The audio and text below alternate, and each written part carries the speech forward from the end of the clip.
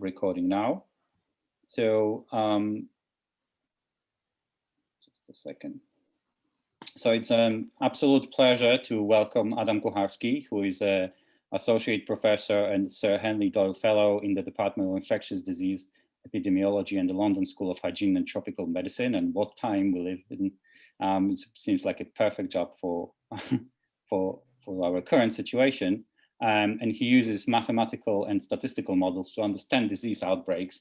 And Adam has kindly agreed to give us a lecture on, or a talk on the dynamics of COVID. So Adam, over to you. I'll make you a host now, and microphone is yours. So you are now a host of this meeting and you can share your screen. Okay, thank you. And thank you for the invitation to speak. I'd like to talk about some of the work we've been doing, some of the work a lot of other groups have been doing around the world to understand COVID transmission and control, and talk about in a bit more detail what's actually going on, what some of the evidence we have is, and at the end talk a bit about what might happen next for the infection globally. So to start with, maybe a good question to ask is, why did we get here in the first place? Why was COVID so difficult to contain compared to other infections that we faced in the past? And I think a useful illustration to talk about this is this plot here from a paper that was a few years ago. So it was a paper that came out after SARS. And there's two axes here. There's along the bottom, you've got the amount of infections that are occurring before someone shows symptoms. And up the vertical, you've got the reproduction number. So that's on average for each person who's infectious, how many others do they give it to? So if you have a reproduction number above 1, obviously you're going to have 1 case is going to generate, say, 2 cases, then 4, then 8, and you get this very rapidly accelerating growth. And if we look at a couple of examples here, SARS has this reproduction number above 1, which is why we got these outbreaks back in 2003. But a lot of the people who are infectious have symptoms at the time. And that means that you can isolate those individuals, you can work out who they've come into contact with, you can quarantine those contacts and then see if they become symptomatic, and you're going to contain most of your transmission. In contrast, if you have something like HIV, where a lot of the transmission happens before people show symptoms, then using this kind of contact tracing of people who are symptomatic method isn't going to stop your outbreak, because so much of your transmission has already happened.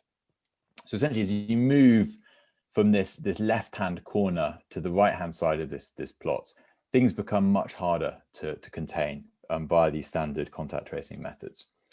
And so where did pandemic viruses sit in this kind of plot? Well, pandemic flu probably sits somewhere in the middle. So a lot of transmission without symptoms, a slightly lower reproduction number than COVID-19.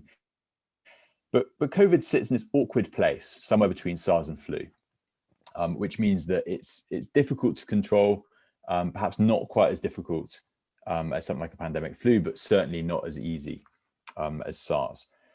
And just to walk through the logic of why early on so many countries struggled with these kind of containment measures, is if you think of a timeline where someone becomes infected, they become infectious generally after around 3 days, and then you get this symptom onset a couple of days later. You can get this period where people are infecting others without symptoms, and then of course, if they infect one of their contacts, your contact tracing really has to work very fast to try and keep up with this, because someone shows up with symptoms, it might take a bit of time before they're isolated and their contacts are traced. So suppose you manage to track down a contact a few days later, and so if you look at the bottom here, you'd identify this contact and hopefully get them into isolation or quarantine. But by that point, they might have already been infectious and you've got to start all over again. So you're constantly playing catch up. And this is a challenge that a lot of countries have really struggled with. And this is where models can start to be useful, because essentially a model is just a structured way of thinking about these kinds of questions, that I've already walked through the timings and the delays you've got to deal with. And this is what we did with some colleagues of mine very early in 2020. What you've got here on the left is basically a more detailed version of what I've just shown you, with these different delays, different abilities to identify and isolate people.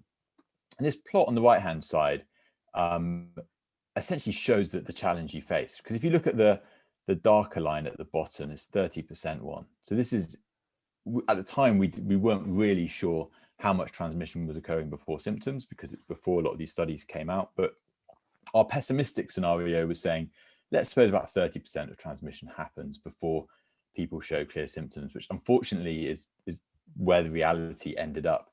You can see that even if you're tracing quite a large proportion of contacts, in a lot of scenarios, it's going to be very difficult to contain this kind of outbreak for plausible values of how quickly you might isolate people. And this really is the challenge that the world's ended up facing in terms of containing this virus. Now, as I mentioned, models can be useful here, but I think sometimes people see models as these complicated, opaque simulations. And I quite like this quote from Picasso that a colleague of mine uses to describe modeling. We all know that art is not truth. Art is a lie that makes us realize truth. And epidemic models are very similar. An epidemic model is not reality. You're having to make simplifications. You're having to take an abstract view of what's happening. But it can help us understand reality, because it can make us think about the processes and the key features of what we're dealing with. I think a really good example of this was early in the pandemic. Back in January, in Wuhan, 41 confirmed cases had been reported. And then in the middle of that month, 3 cases were detected abroad, 2 in Thailand and 1 in Japan. So what would you conclude is going on? Well, this is where models can be very useful, because what we can do is we can ask the question, how likely is it that we would observe 3 cases exported to other countries if there's genuinely only 40 COVID cases in China at this point? And this is what some researchers at Imperial College did, and others have subsequently done, looking at the flight patterns and saying, well, the average person in the population is quite unlikely to fly on a given day. So if amongst this group in your population who will be flying out have already led to 3 cases in other countries, there's probably thousands of cases in Wuhan for those rare travel events to have led to that. And that turned out to be completely the case, that the outbreak there was much larger than the one that was detected. And we've subsequently seen in many other countries going through February and March, these were the crucial signals that actually it was a case returning from Iran, or a case coming from the US or from Britain, that was actually a signal that something wasn't quite right within those countries. And this was an ongoing problem, trying to make sense of early data. A lot of my job is essentially just trying to work out what's happening in these early, sometimes quite confusing signals. And one of the reasons is that in real time, the data can be quite difficult to really kind of get a clear grasp of. So if we look, for instance, at Wuhan, which is where this early epidemic was, they didn't manage to contain it early. They eventually locked down. If you look in hindsight, it's really obvious that there was a lockdown, this cordon sanitaire, as they label it here, and then it peaked and then it declined.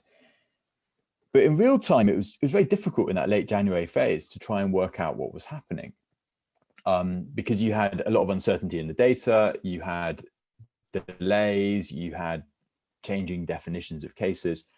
And so what we did was we pulled together lots of other data sources. So we pulled up together data, for example, on how many cases were appearing in other countries. There was also testing of people on evacuation flights. So, for example, when they repatriated people and took them back to Europe, they tested them on the plane. So again, all these data sources. And what we concluded was that by this period, towards the end of January, this reproduction number, this average amount of transmission, had moved from a situation where each person was probably infecting 2 or 3 others, to a situation where each person was just infecting one other, and you had this flat peak. Now, of course, later on, these signals have become much clearer, but it shows the value of looking at multiple data sets. Because as I mentioned, in Wuhan, cases were changing a lot during that early period. So there's quite a lot happening in this graph, but I think it's useful just to talk you through it, because essentially there were multiple versions of a case definition in terms of diagnosis in Wuhan during that early period. It started off with version 1, which was quite a strict definition. It was quite severe cases. And then it swapped to a version 2, which was a broader case definition.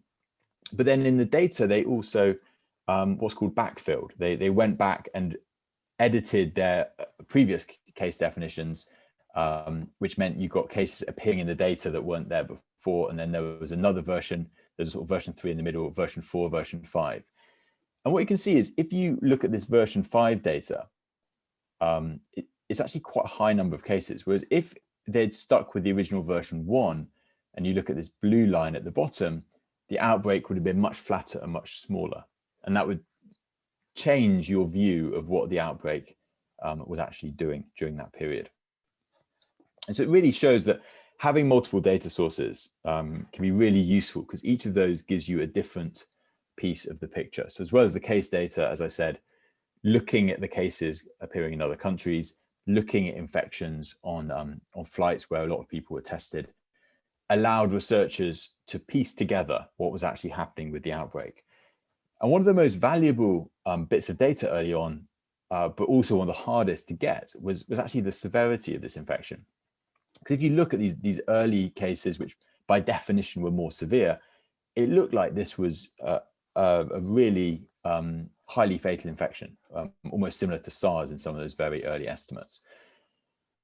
So what a number of groups did, including ours and some in Hong Kong and Imperial, is used additional data sources. So 2 groups used data on these flights where people were tested, and then we used data from a cruise ship outbreak where a large number of people were tested.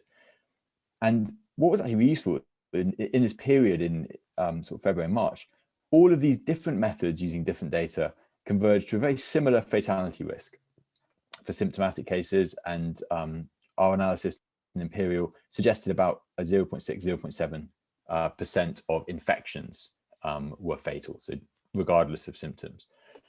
And you can see there's quite a lot of uncertainty in these estimates, but they've held up pretty well, and that really shows that it's not just a matter of looking directly at the data, but actually thinking about where's the information here, and given the uncertainty early on, where can I get some information that I wouldn't otherwise be able to have?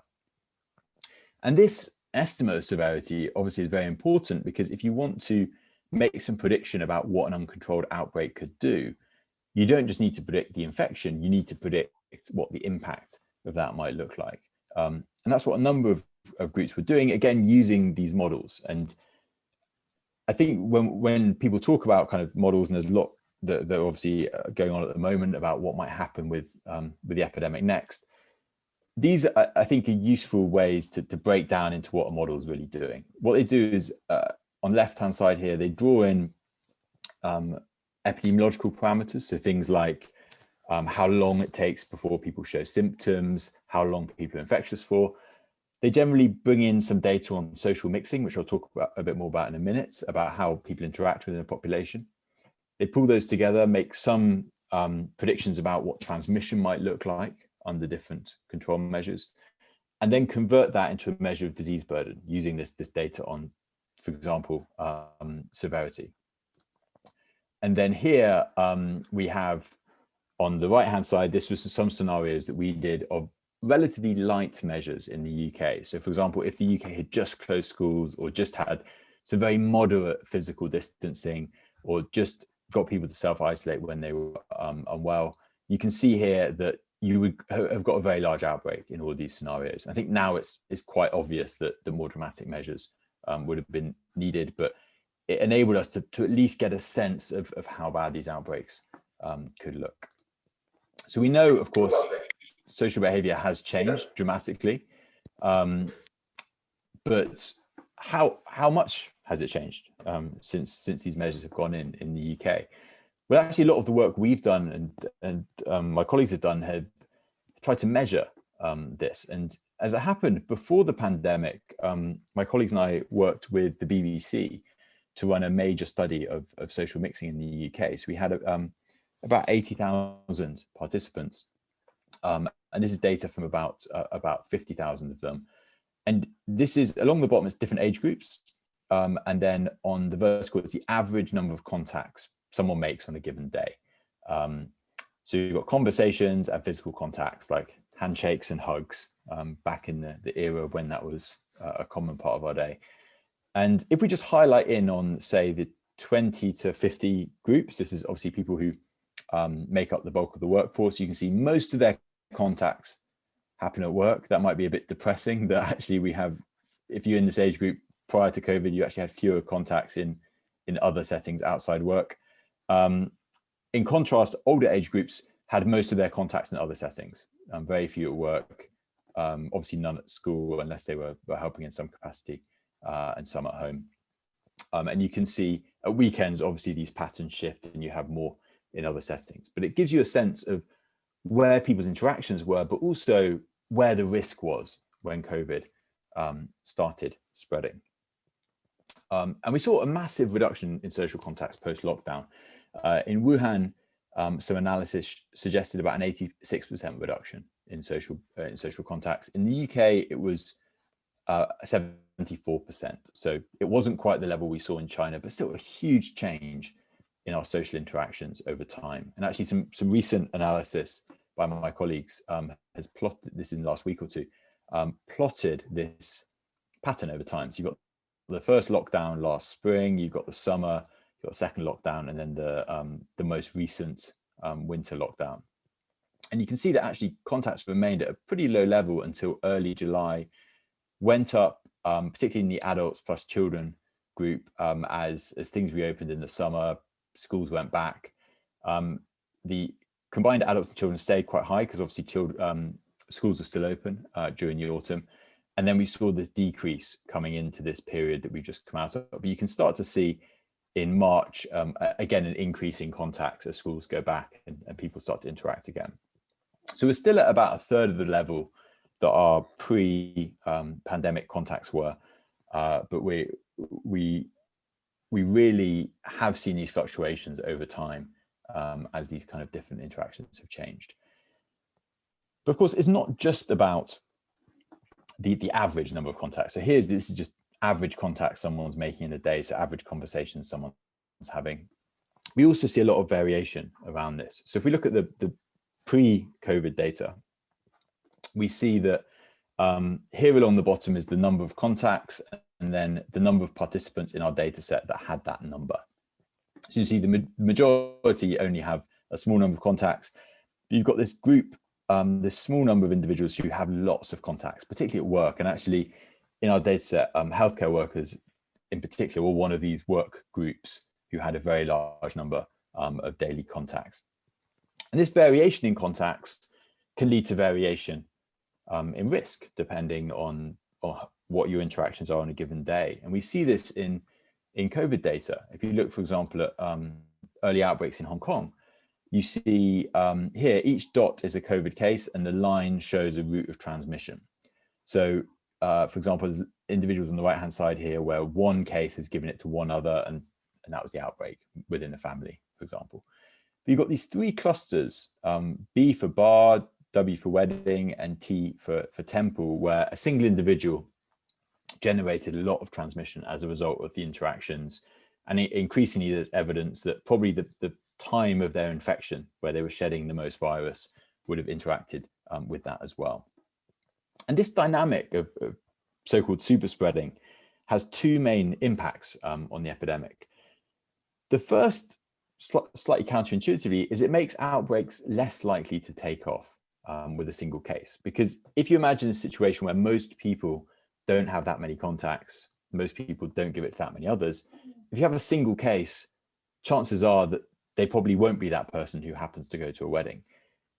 But if they do lead to a super spreading event, then you get this explosive growth. And that's, as an example, what we saw in Iceland last summer. So Iceland had this initial wave, kept infections very low, but then had an individual who didn't quarantine, went to a bar, and then that seeded another outbreak, and there's a gym and some subsequent transmission. And you see that it goes from very low case numbers suddenly back up to a large number per day as the super spreading events. And we saw that across Europe in the autumn last year, that things appeared to be at very low levels, but then suddenly you got this spark and a country was back up to much larger numbers again. So if we can understand these kind of events, it can help us because we can target where transmission is happening. But if we don't understand them, we can suddenly run into a lot of trouble. So that's why things spark, but why do epidemics decline? And this is something that last year there was huge amounts of debate around. That epidemics across Europe, several other countries had decreased. And why had that happened?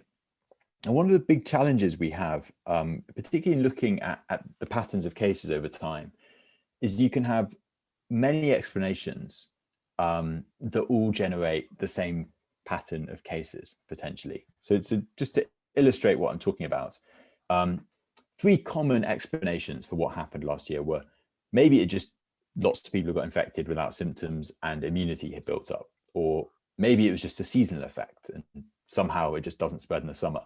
Or maybe it was all just down to control measures and changes in behavior. And there's a problem in statistics that we've referred to as the problem of identifiability, that essentially it's a situation where there's not enough information in a data set to tell you which of these explanations is correct. And what I've got here is these are four separate models. So they look like the same plot, and that's deliberate, but behind these are four separate simulation models of an epidemic. And I've essentially adjusted them so they all produce the same shape curve. But there's four different mechanisms at play here. So in the top left-hand one, this is just a standard simple epidemic that people get infected, it accumulates some immunity, you get herd immunity type effects, and the epidemic starts to decline and eventually gets to low levels.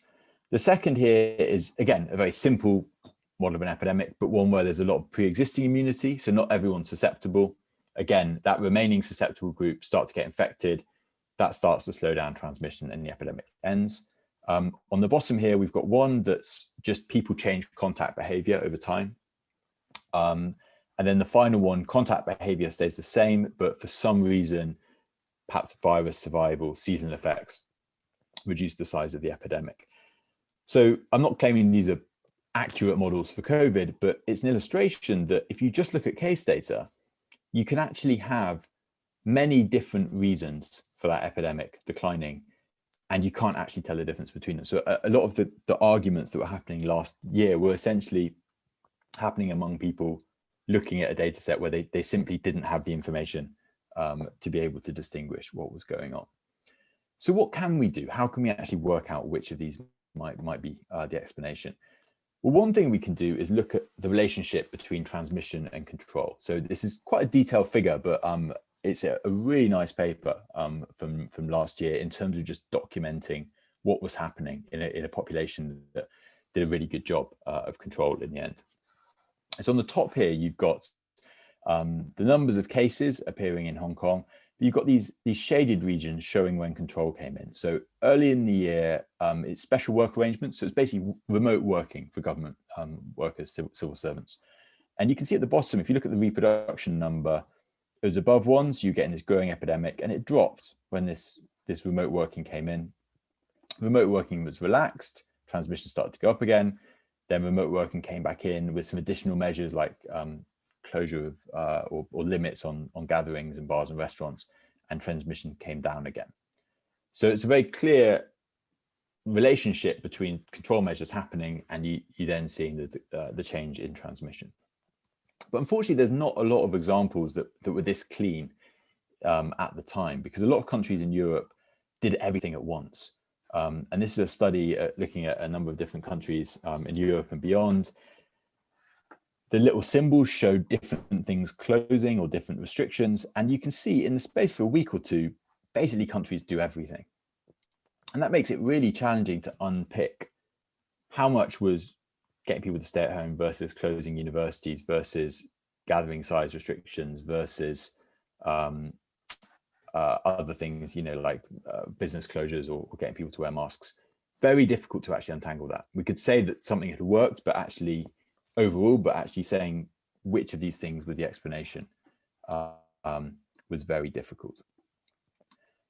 But what we could do is, as I said earlier, we could measure contacts. So even if it's very difficult to work out exactly which of these measures change people's behavior, what we could do is just look at the change in contacts. And actually, if you look over time, so the data I showed you earlier with the contacts changing in the UK, that's these dots in red here. So that's the predicted reproduction number, so the predicted amount of transmission based on changes in social mixing in the UK.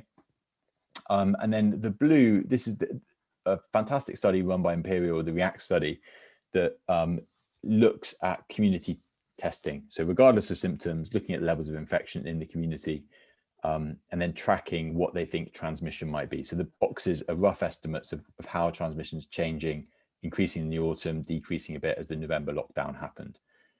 And you can see here that the social mixing patterns track what was happening in the community infection. So in other words, if you believe in germ theory and you believe in things that spread between people, this is kind of summarizing what's happening. That if you reduce social contact, if you reduce the opportunities for transmission, you see that reflecting infection, and pointing towards really social distancing and social behavior being a big explainer of what was happening last year, not that it was just all immunity and social contacts made absolutely no difference. So that's kind of where we've been in terms of transmission happening, but where next? What might we see over the kind of coming months and years? Well, one of the big developments at the end of last year was the emergence of new variants, particularly in the UK. The rise of this B117, or the so-called Kent variant, or the UK variant, as some people decide to call it.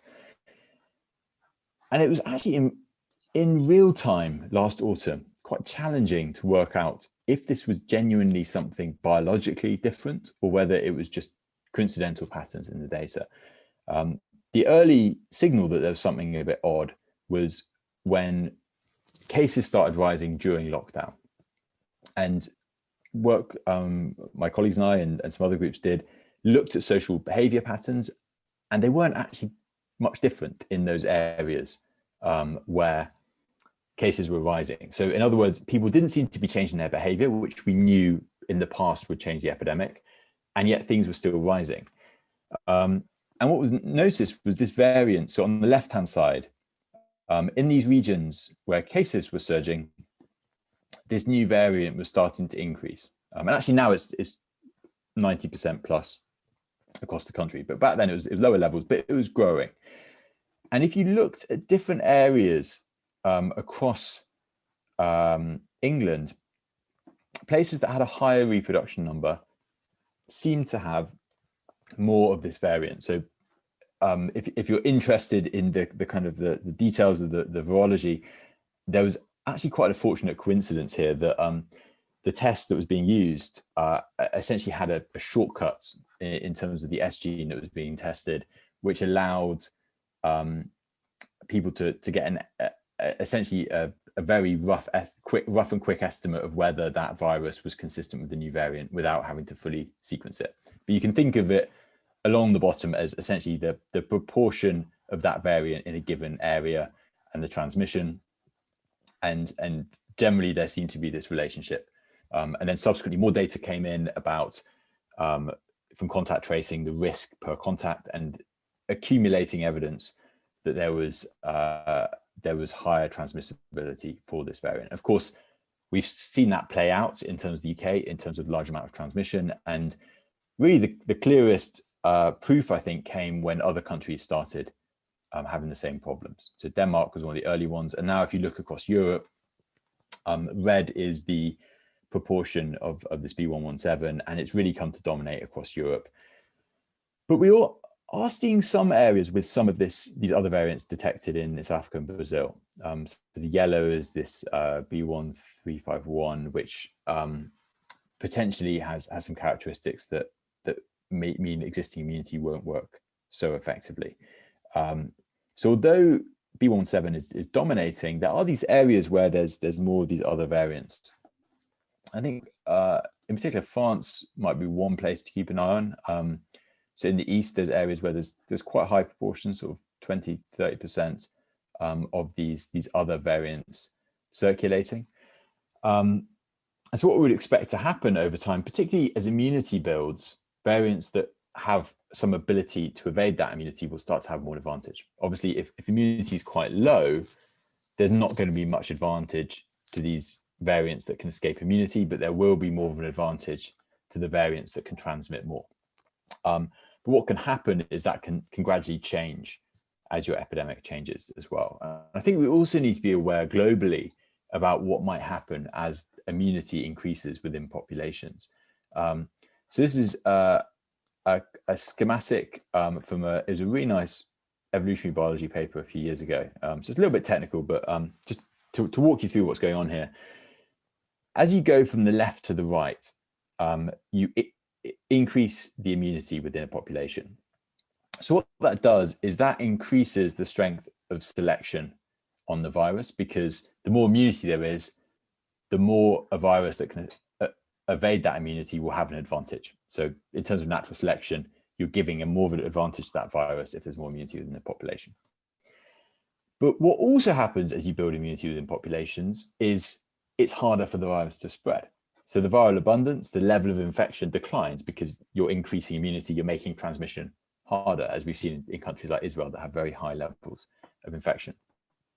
So these things kind of counter each other. You've got an increasing advantage to viruses that can escape immunity, but decreasing ability for transmission and those mutations to happen. And what in this very simple schematic, the result is you get this kind of peak shape in terms of adaptation. So it's actually in the middle where you'd expect most of these problematic variants to be occurring, because you've still got enough virus circulating for mutations to happen, but you've also got enough immunity in the population to give them an advantage. So to sort of put that in reality, early in the COVID pandemic last year, there wasn't much immunity. Populations had a lot of susceptibility. So there was a lot of viral abundance, big epidemics. So this high red line here, but there wasn't enough immunity to sort of push the virus to evolve in that kind of way. Obviously, as immunity is building, which is where a lot of countries currently are, there's a lot of virus and an increasing incentive for the virus to evolve. But hopefully, countries will eventually get over this hurdle. And as epidemics are controlled by immunity, it becomes harder for this to happen. In the long term, we probably will see some emergence of new variants, but it's this trade-off that you see. So the final thing to think about, I suppose, is the long-term dynamics. And I think it can be helpful here to look to seasonal coronaviruses. So here on the left-hand side is some data on essentially evidence of prior infection. So from immunological data. And you can see that by age sort of 10 or 20, a large proportion of the population, this is a seasonal coronavirus, NL63, but a lot of the population essentially have been exposed quite young to these viruses. And these circulating seasonal coronaviruses, most people get the infection young. There are reinfections when they're older, but typically they're much milder. And so we get these seasonal childhood epidemics of these kinds of viruses. Measles is obviously a more severe infection, but that's the sort of dynamics we saw with measles pre-vaccination. So I think we've got to be cautious about assuming this is going to be exactly the same, but we do have these other circulating viruses where potentially we can learn some lessons about what the long-term dynamics of these might be, particularly in countries that aren't vaccinating young groups. So a lot still to learn, but as I've said, a lot of work that has been done. I think there are some of these ideas we can use to try and make more sense of what's going on. So thank you again for listening. by weird coincidence, I had a book out last year about the science of pandemics. So there's copies out in English and Polish. So if you're interested, please do have a look and check it out. And happy to take any questions. Thank you. Well, thank you very much, Adam, for this fascinating lecture.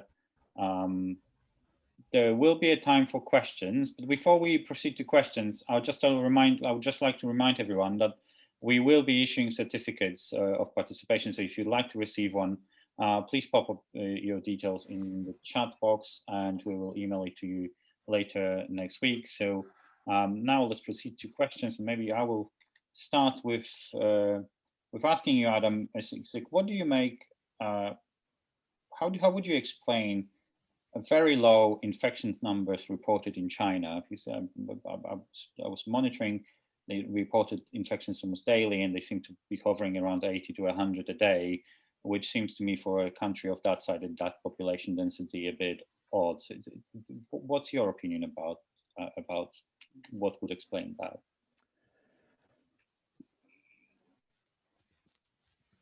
Yeah, and I think looking at the severity of response that's often put in place there, I think it's plausible to me that they are clamping down very strictly on these kinds of outbreaks. I think it might be that there's outbreaks that are undetected or aren't reported effectively, but if you look at really the level of stringency, and actually, in terms of tracking, in terms of domestic travel, essentially just getting a whole city tested immediately when there's an outbreak, it makes sense from a public health point of view that these kinds of things would work, because we've now seen them work in other countries. I mean, I think early on, it was a major challenge to understand what's happening in China because of underreporting. But equally, Europe had exactly the same problem. I mean, I remember in early March, some countries were reporting 10, 20 cases a day, and in reality, they probably had thousands. So I think that problem of underreporting is one across the world, but certainly the Chinese response in terms of its stringency and the level of data and really the levels of adherence they try and get out their population, to me, it makes sense that they are managing to suppress it. Thank you. Now, if anyone else would have a question, please raise your hand, and I'll see if you raise a hand. I'll see that in the chat. So, is anyone else?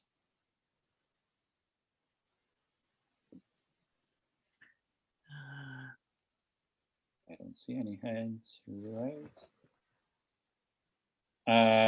Okay, I see a clap. I see two clapping hands from Joanna Kucharski. Yeah, can I also ask a question? I was trying to find the question hand as well.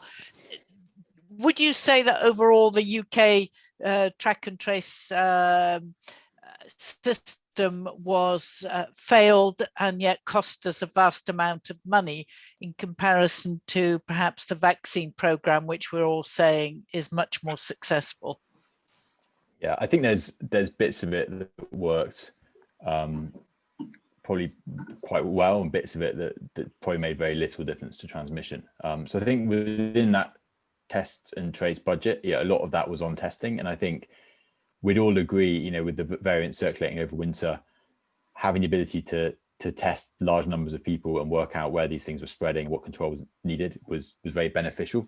But I think, as I showed at the start, just the delays involved in terms of catching up with cases. You can get a situation with test and trace where you're essentially chasing the epidemic, but you're not necessarily stopping it. And I think at times we have been in that situation where even though contacts are getting traced, either they're not getting traced quick enough, or people in many cases aren't able to isolate, or don't get tested because they don't want to isolate, or they have a job where they can't take time off. And I think it's getting all those pieces working together. I think there's been a lot of times where essentially it's this pipeline, and there's just been too many leaks for it to have a big impact on the reproduction number. I think there's some analysis early this year that suggested, it was very modest in terms of its reduction. And I think probably the largest reduction was coming from within household. And then to some extent, you sort of ask how much you need contact tracing, because you know who your household members are. Yes, I have got a question. What is your prediction? Will we have another wave of coronavirus, or do you think the immunity we are getting from the vaccination will be protecting us? So I think we will get another wave. I think the question is how big it's going to be. And the problem from a prediction point of view we have is it's very sensitive to essentially how much the vaccine is going to reduce transmission within the population. So there's some early data on the Pfizer vaccine that suggests once people have had a couple of doses, actually the protection even against infection is good. It's probably 85% plus. But at the moment, I think that a correct decision in terms of getting people their first doses quickly, but that does mean we've got actually limited data at the moment on how many people have had 2 doses of Pfizer and AstraZeneca in different populations within the UK.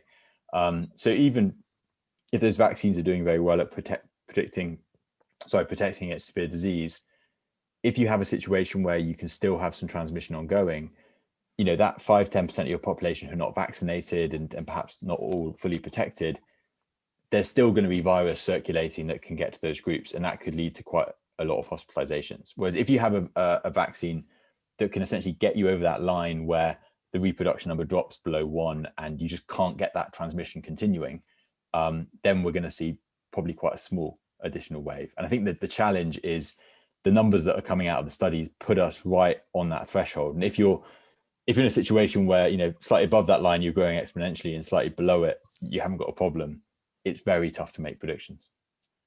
Thank you. If anyone else would like to ask a question, then please raise your hand or just unmute yourself and ask the question directly. So maybe Adam, I'll ask you one question. I was looking at Israel data, and they seem to be dealing with the pandemic quite nicely. I think the reported infections are about 100 to 200 a day. And do you think what's behind that? Because they got I understand that they have a very high level, very high immunization level. Is that vaccines or perhaps some other measures that are responsible for it? Yeah, so I think Israel is going to be a very valuable place to watch, because they've lifted a lot of their control measures now, and they've got very high levels of vaccination, but they've also probably had quite a bit of natural infection as well. And some of the analysis we've done suggests that, you know, vaccinating a proportion of adults alone probably isn't enough to control your outbreak. But if you've had some immunity build through natural infection, if you've got some control measures remaining in place, and you've got a lot of vaccination, that can probably get you to the point where your outbreak's under control. So I think we're all hoping that Israel is the example of where countries can end and remain. I think 2 challenges might be, though, if, as I said, with some of these super spreading type dynamics, that, you know, if they lift their final few measures, it might take a bit of time, and they might still start to see flare-ups and still have a few things to deal with. And then, of course, it's how long that immunity lasts. So both in terms of, you know, if you have very high levels of antibodies, that might prevent infectiousness, but 6 months down the line, those might not be quite at those same levels. Or if we see emergence of variants that, you know, I don't think that a variant's just going to mean the vaccines are useless, but you know, if you go from that very high level to a slightly less high level, it just makes it a little bit easier for those clusters of transmission to start building up.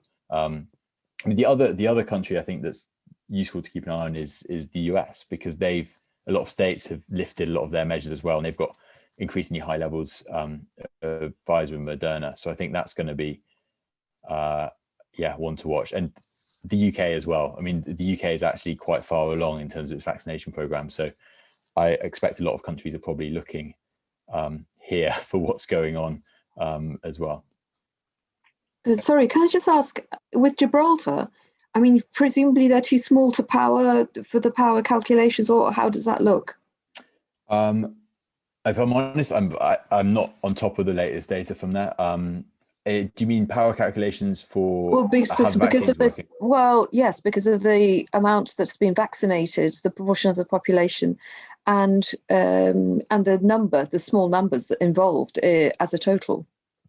Yeah, I think it depends a bit on what you're trying to evaluate. So you can work with relatively small numbers if you have quite a high transmission risk. And that's, I mean, actually in the UK, a lot of the data has come from healthcare worker cohorts because they were among the earliest to be vaccinated and have a higher transmission risk than the wider population. I think the challenge for smaller populations will be basically what we really want to know in terms of outcomes at the moment still is protection against the most severe disease, and particularly with variants. And then if you've got a small population and low levels of virus circulation, I don't know the latest level, but if they're not having a big epidemic at the moment, it becomes increasingly harder, as you said, to get the sample size to answer those questions. Thank you. Three models. Yeah. Yes, one model is you represent from the London School. The other one is Warwick University, and the third one is Imperial College. They're slightly different, and how would you explain the differences, and which one you think will be listened to by the government? So I think, I mean, political issue. yeah, no, so it seems to work so hard against scientists that we have to discuss that openly. Yeah, I mean, I'm happy to discuss. I mean, a lot of those are developed by colleagues, and a lot of the analysis in the UK has been done by this multi-modeling approach. So I think there's very rarely a situation where one model is the one contributing. Yeah, as I showed in the talk, we did work last year looking at different measures, Imperial, others. And I think in terms of structure, a lot of the models are quite similar because essentially they're making some assumptions about social behavior within the population at the moment. Obviously, we have now quite good evidence about how this virus transmits. I think the major difference in what those models produce is those assumptions about how the vaccine works. And a lot of that is just because of the uncertainty we have in, how much does 2-dose AstraZeneca reduce transmission? We don't really know because we don't have that real life data. We can make some assumptions. So we could, for example, look at the trial data on protection against infection, but that's about 30%. So that's probably a bit low because if you have a vaccine that reduces symptoms and shedding, you might still test PCR positive, but you're not going to be that infectious. But then the symptom estimates of say 70-80% are probably a bit high. And so that explains a lot of the variation between those models. It's actually just the way they're assuming those differences in terms of current levels of protection. And yeah, in a way, I think it's useful to have that comparison because if you have different groups who are coming to different conclusions about current evidence, at least you can see the range in values. But I would expect those models will converge quite quickly on very similar predictions as we get more data. There's one more question. How realistic is the creation of the global viral surveillance system?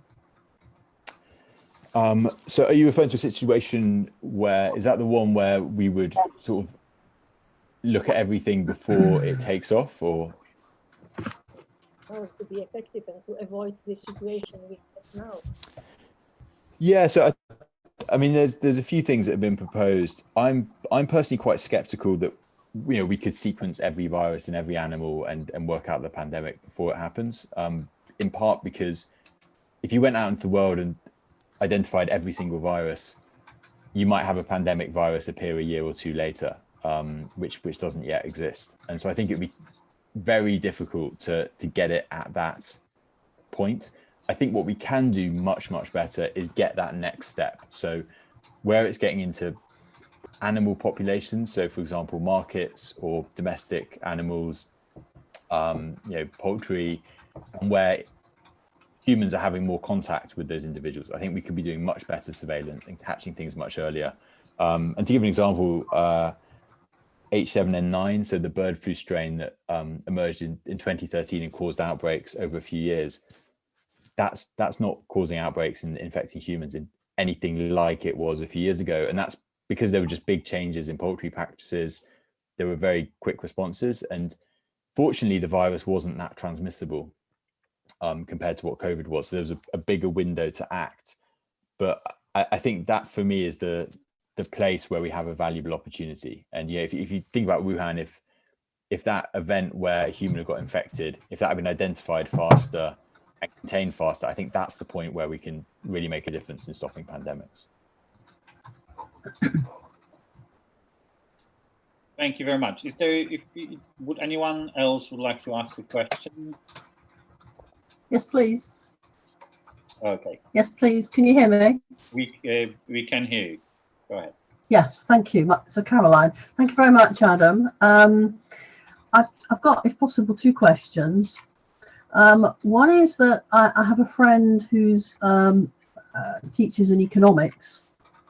So I guess, you know, he's got a different sort of hat on really, but he was talking to me about a Stanford University paper in 2021, January of this year.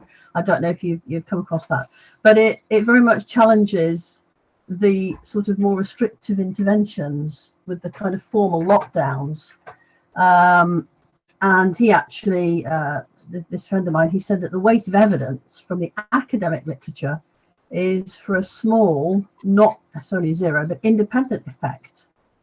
And he says, you know, in Europe, some of the very hardest lockdowners saw the same increases. I mean, obviously, you know, I know that other measures like effective track and trace and, you know, stopping flights into the country, they must have had a massive impact on transmission. But I don't know what you think, because he's trying to convince me, you know, that because, you know, it's widely said lockdown should have happened earlier, which was very much my view, but he doesn't agree with that. Yeah, I mean, there's also been a lot of debate, and as I showed with sort of everything going at once. I mean, I think for me, I try and get away from that sort of lockdown or not lockdown. Yeah, because there was even quite recently something kept coming out about, you know, it wasn't the lockdown in March last year. It started declining a few days earlier. And if you look at those few days earlier, you know, bars closed, a lot of workplaces closed, schools closed, you know, restaurants, theatres, events. And so you could almost argue, well, if all of that's closed, yes, telling people to stay at home will have a bit more effect, but essentially what people would do and where they would interact is all now shut. So it's kind of, for me, I wouldn't have said, I mean, we had there was a similar thing saying, you know, lockdown started in January this year. But did it really? Because, you know, schools and workplaces closed in mid-December, and mixing between households was banned in most of the country over Christmas. So I think from a kind of transmission point of view, a lot of the things that made lockdown have the effect it had probably started a little bit earlier.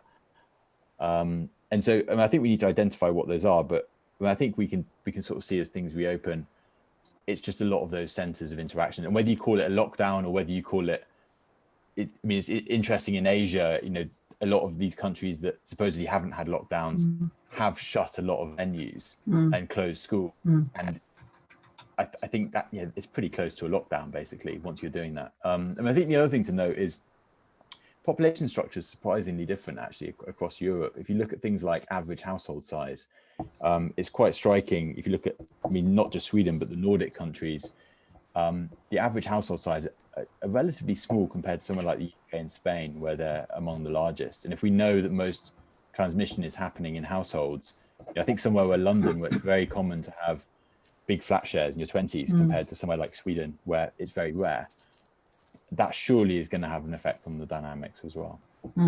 Yeah. Can I ask another question on a different thing altogether? But I don't know if this is too medical or not mathematical. But it's about the, you know, the kind of current thinking about the main modes of transmission, because there seems to be a lot more now about it being aerosol and much, much less about sort of surface transmission and fomites. So I don't know if, you know, obviously that will affect what measures we need to focus in on, whether it's masks or, you know, cleaning surfaces. But as I say, maybe that's a little bit too sort of biological, not mathematical. I think it's a good question. I think we obviously keep on top of the evidence as best we can. And I think one of the issues was probably that early on there was far too much focus on surfaces at the exclusion of everything else.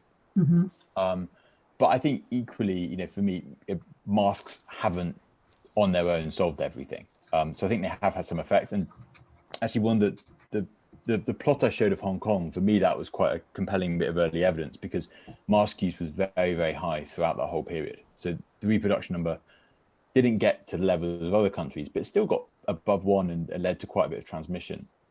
So I think that suggested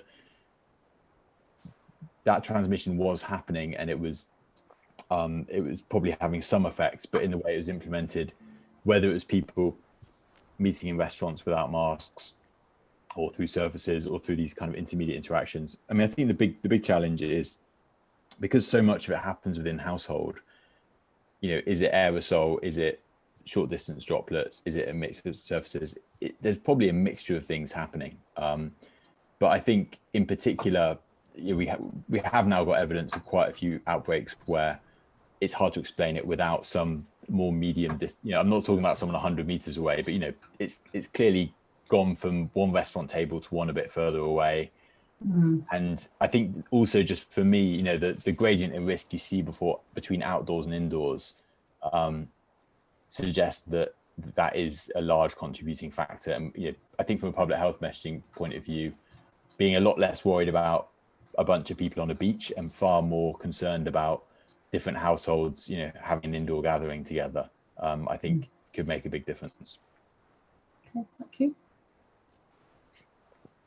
Okay, thank you very much. So I think if no one else has any questions, we'll conclude the meeting. I have a quick question, if I may.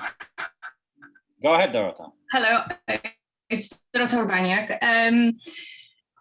Hi, a quick question about data collection, because Adam, you are a mathematician and you are a statistician, and the way the data is collected in different parts of the world may actually confuse your predictions, your studies, and your analysis. For instance, in the UK, everybody knows that the deaths are reported within 28 days of testing positive for COVID. It doesn't necessarily mean that all the deaths reported are actually due to COVID. So that confuses the data a little bit. Some other countries may have a different way of collecting data. We have just heard on the news that in India, there are so many cases unreported because the people just dying before they get to hospital and before even they get tested. So they are hugely underreported in India. So that probably poses a huge challenge for you as a statistician. So that's one question. And I have a second question. Maybe if you can answer this one, I'll ask you the second one. I think that's a really good point. And I think, some of the analysis we've done, we've actually just paused because some countries were just so unreliable in reporting of certain variables. I think within the UK, an example of deaths within a certain day, many groups like ours have had access to those data streams and have done it on different cutoffs, essentially. So a lot of the analysis we do, we don't just use a single data set. You might do deaths within this number of days, and also compare with things like hospital admissions, are usually a much sort of cleaner signal. But then also there's these kind of community studies, social behavior. So when you see these kind of estimates of transmission for the UK, often it's using about 6 different data sets. But I think the global issue is a really important one, because if you look at the sort of counts of confirmed COVID deaths globally, and I sort of dislike when people do it, but when they compile a sort of current ranking of where everyone is, it doesn't really resemble, if you look at say a data set on excess deaths of kind of all cause mortality. So clearly some countries are being hit very hard by this, and then there's a lot of countries in the world where even just routine mortality statistics aren't available. And some colleagues of mine have done work, for example, on places like Syria and South Sudan, and perhaps it's off by a factor of 100 in terms of what's being reported. So I think there are some very bad outbreaks out there that probably aren't getting picked up.